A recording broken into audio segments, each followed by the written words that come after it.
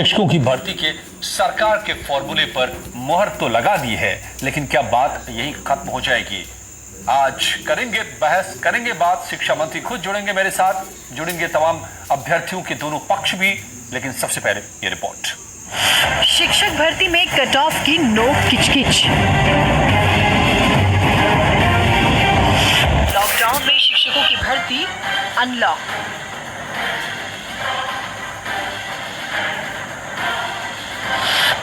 UP को मिलेंगे 69,000 योग्य गुणी शिक्षक। सहायक शिक्षक भर्ती पर हाईकोर्ट का फैसला।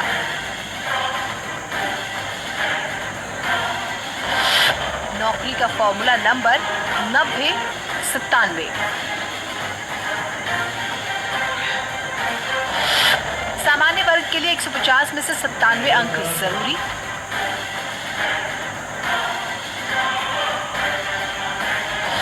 आरक्षित वर्ग के लिए 150 में से 90 अंक जरूरी।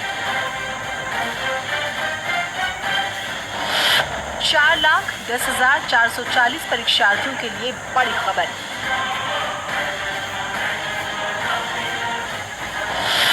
तीन महीने के अंदर मिलेगी नौकरी। योग्यता के आधार पर भर्ती होगी। 69,000 शिक्षकों की भर्ती का रास्ता साफ। तो 4 लाख से ज्यादा अभ्यर्थियों की नजरें आज हाईकोर्ट के इस फैसले पर टिकी हुई थी। सब जानना चाहते थे कि आखिर 69,000 शिक्षकों की भर्ती पर हाईकोर्ट से क्या फैसला आएगा। हम आपको दिखाते हैं हाईकोर्ट की लखनऊ बेंच ने आज फैसला सुनाते हुए क्या कहा है।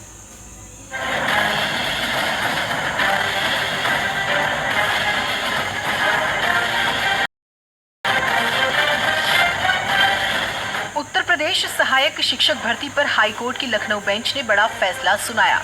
हाईकोर्ट ने 69,000 शिक्षकों की भर्ती का रास्ता साफ कर दिया। जस्टिस पंकज कुमार जायसवाल और न्यायमूर्ति करुणेश सिंह पवार की बेंच ने फैसला सुनाते हुए कहा, सामान्य वर्ग के लिए 150 में से 97 अंक जरूरी होंगे। आरक्षित वर्ग के लिए 150 में से 90 अंक जरूरी होंगे। यानी सामान्य वर्ग के लिए कट ऑफ 65% होगी और आरक्षित वर्ग के लिए कट ऑफ 60% होगी। सरकार अपनी शर्तों पर भर्ती करे। योग्यता के आधार पर शिक्षकों की भर्ती जरूरी है। सरकार 3 महीने के अंदर भर्ती की प्रक्रिया पूरी करे। हाईकोर्ट ने अपने फैसले में कहा है कि भर्ती प्रक्रिया 60-65 कट ऑफ के आधार पर पूरी की जाए और जो गवर्नमेंट ऑर्डर था उसे वैलिड माना है और उसे अपहोल्ड किया है।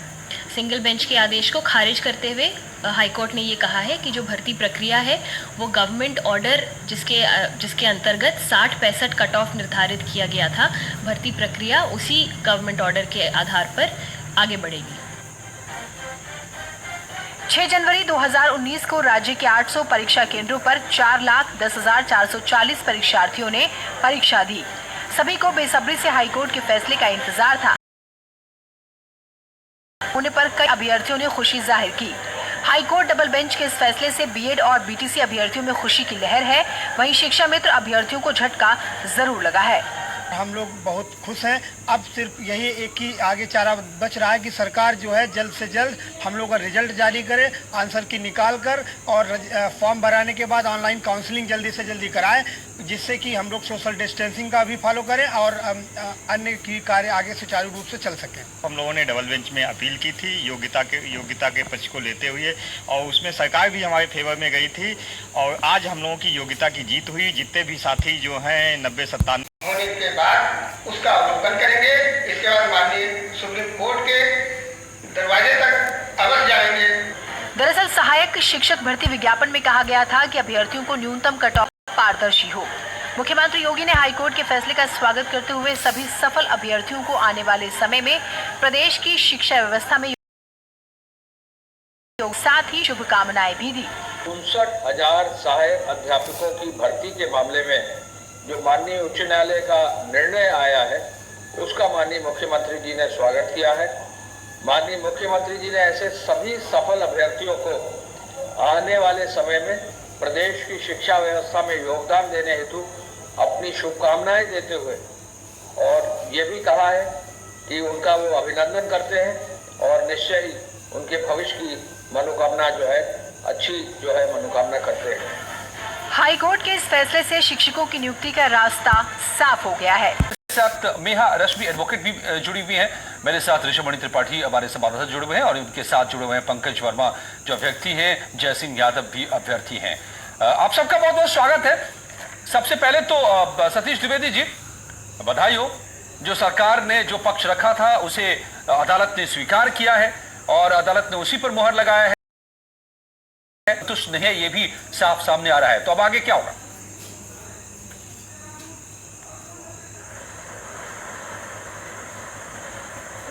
देखिए, सबसे पहले तो हम माननीय न्यायालय के फैसले का स्वागत करते हैं। हमको भी इस फैसले का इंतज़ार था, दो कारणों से इंतज़ार था। एक तो हम चाहते थे कि ये फैसला आए, भर्ती प्रक्रिया आगे बढ़े तो 69,000 शिक्षक हमारे स्कूलों को मिलें और जो योगी सरकार की गुणवत्तापूर्ण शिक्षा उपलब्ध कराने की जो संकल्पना है वो पूरी हो।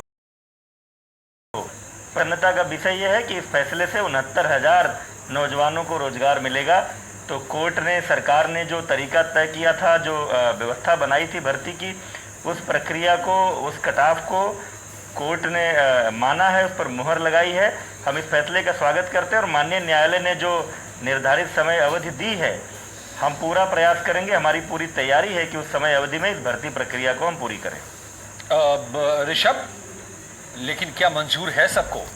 बात यहीं पर खत्म हो गई है तो प्रक्रिया भर्ती की आगे बढ़ पाएगी या फिर लटक जाएगा मामला?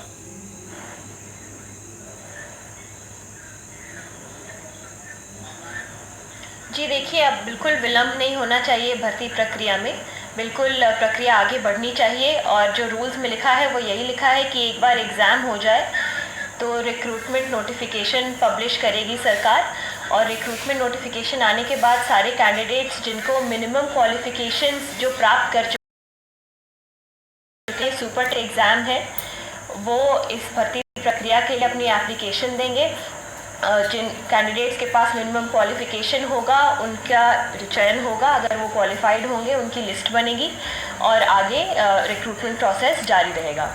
लेकिन अगर हाईकोर्ट सुप्रीम कोर्ट में चुनौती देनी नहीं चाहिए। शिक्षा मित्रों को अपने स्वार्थ से ऊपर उठकर देश के हित के बारे में सोचना चाहिए। ये मामला ऑलरेडी बहुत अटक चुका है, बहुत विलंब हो चुका है इस मामले में। लेकिन अगर मान लीजिए वो सुप्रीम कोर्ट जाते भी हैं तो मुझे पूरा विश्वास है कि सुप्रीम कोर्ट इस मैटर में कतई इंटरफियर नहीं करेगी और यही कहेगी कि सरकार को रिक्रूटमेंट के साथ प्रोसीड करना चाहिए बिना किसी विलंब के और जल्द से जल्द रिक्रूटमेंट्स कंप्लीट करनी चाहिए। इनफैक्ट सुप्रीम कोर्ट ने जनवरी में भोला प्रसाद वर्सेस यूनियन ऑफ इंडिया में जजमेंट दिया है जिसमें सुप्रीम कोर्ट ने ऑलरेडी ये कह दिया है कि 6 महीने के अंदर ये पूरा रिक्रूटमेंट प्रोसेस कंप्लीट होना ही चाहिए।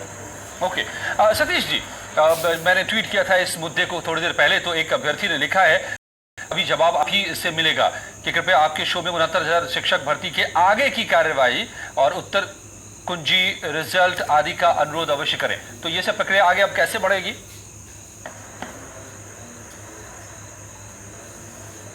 मैंने कहा हमारे विभाग की पूरी तैयारी है। हम कटाव का इंतजार कर रहे थे क्योंकि बिना कटाव के हम परिणाम की घोषणा नहीं कर सकते थे और हम पूरी इस प्रक्रिया को तुरंत ही शुरू करने जा रहे हैं क्योंकि हमें उत्तर प्रदेश की बेसिक शिक्षा की बेहतरी के लिए शिक्षकों की आवश्यकता है। योग्य शिक्षक मिले, गुणवत्तापूर्ण शिक्षा दी जा सके, नौजवानों को रोजगार मिल सके। इसके लिए हम, चूँकि इस समय लॉकडाउन चल रहा है, तो इस लॉकडाउन की परिस्थितियों को देखते हुए ऑनलाइन काउंसलिंग के ऑप्शन पर विचार कर रहे हैं और बहुत जल्दी ही हम इस प्रक्रिया को शुरू करेंगे। Okay, please be with us, हमारे साथ आप बने रहें। साल के इंतजार के बाद 69 सहायक शिक्षक अभ्यर्थियों के भविष्य पर फैसला आ गया।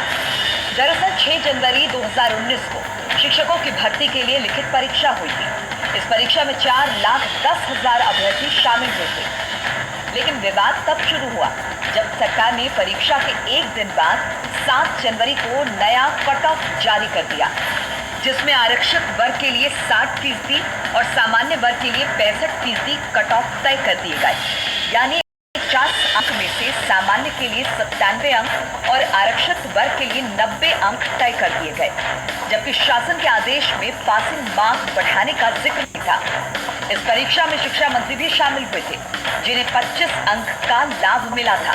इसके बाद भी शिक्षा मित्रों ने सरकार के कट ऑफ का विरोध किया और 17 जनवरी 2019 को कट ऑफ के खिलाफ हाईकोर्ट में याचिका दाखिल कर दी। 29 मार्च को याचिका पर सुनवाई करते हुए हाईकोर्ट ने आरक्षित वर्ग के लिए 40% और सामान्य वर्ग के लिए 45% रखने का आदेश दिया। हाईकोर्ट के इस फैसले के खिलाफ 22 मई को सरकार ने लखनऊ की बेंच में अपील की, जिस पर 3 मार्च 2020 को कोर्ट ने फैसला सुरक्षित रख दिया। Bureau report, news 18। Satish Dwivedi ji basic शिक्षा मंत्री मेरे साथ जुड़े हुए हैं। आप समय थोड़ा सा ही बचा है, एक बार ये साफ कर देंगे कि क्यों जरूरी कट ऑफ तय किया था और क्यों अब ये मामला आगे बढ़े, ये आप सभी चाहते हैं।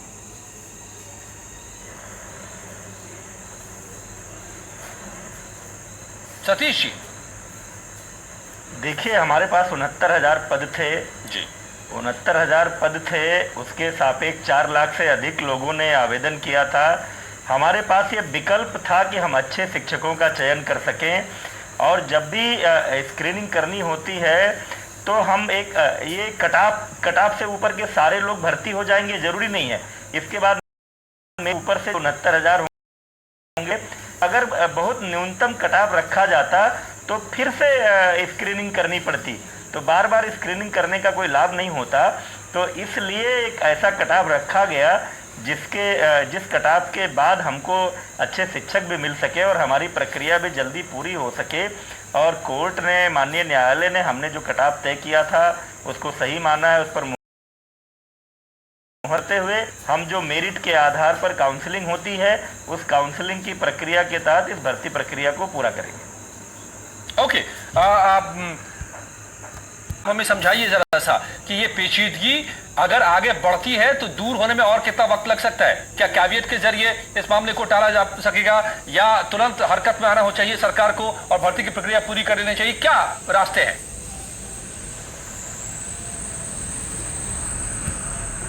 ये ऑब्जेक्शंस इनवाइट करने चाहिए, रिजल्ट्स पब्लिश करना चाहिए, मेरिट लिस्ट बनानी चाहिए, काउंसलिंग करें और रिक्रूटमेंट कर दिया जाए बिल्कुल तुरंत। अगर इसी दौरान देखिए, शिक्षा मित्र इस जजमेंट से सेटिस्फाइड नहीं है, क्योंकि जो योग्य नहीं है, जो कि 60-65 पे एग्जामिनेशन क्वालिफाई नहीं कर पा रहे हैं, तो उनके पास ये कॉन्स्टिट्यूशनल राइट है कि वो सुप्रीम कोर्ट जाएं, एक स्पेशल लीव पिटिशन दायर करें। और ये सरकार तो सबकी होती है, आप सबके हैं और सभी आपके हैं प्रदेशवासी। अब सवाल है कि गुणवत्ता भी होनी चाहिए और उस लिहाज से जो कट ऑफ तय किया गया, जिस पर हाईकोर्ट ने मोहर लगाई है, बिल्कुल सही है। अच्छे टीचर्स मिले, बच्चों को अच्छी शिक्षा मिले, मगर क्या वो भी लोग आपके जहन में हैं जो शिक्षा में जिन सवालों को उठाते रहे हैं?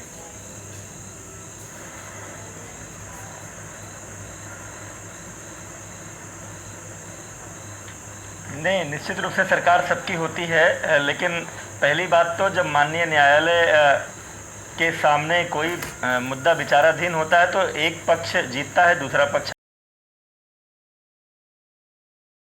में सरकार भले चाहे जितना संवेदनशील हो, सारे आपको शामिल नियुक्ति नहीं दे सकती। उसकी एक प्रक्रिया है, जितने पद होंगे उसके सापेक्ष है, जो कटाप तय होता है, जो मेरिट तय होती है, उसके आधार पर भर्ती होती है। शिक्षा मित्रों का जहां तक सवाल है, आप जानते हैं पिछली समाजवादी पार्टी की सरकार के समय जो समायोजन हुआ था, उस समायोजन में विधिक प्रक्रिया का पालन नहीं किया गया था, इसलिए माननीय सर्वोच्च न्यायालय ने समायोजन निरस्त किया था। उस समय वो वापस 3,500 रुपये के वेतन पर लौट आए थे। हमारी योगी सरकार ने संवेदनशीलता का परिचय देते हुए उनका वेतन 3,500 से बढ़ाकर 10,000 किया। अभी हमने 6 महीने का मैटरनिटी लीव जो शिक्षा मित्र